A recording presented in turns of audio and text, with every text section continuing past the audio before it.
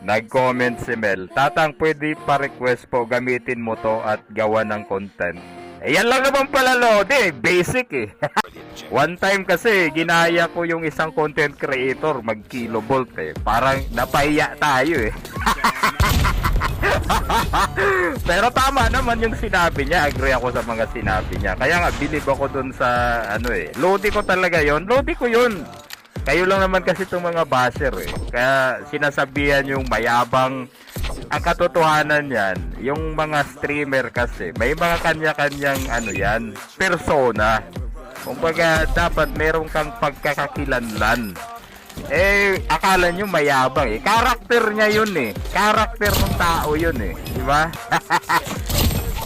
O, diba? O, parang hindi ako mapapahiya ngayon, oh. O, tingnan nyo naman, oh. Tumatama, oh. Ay, nako, basic lang naman talaga tong gamitin tong kilovolts, oh. Lagyan lang nga ng S ng scope. O, ayan, attachment.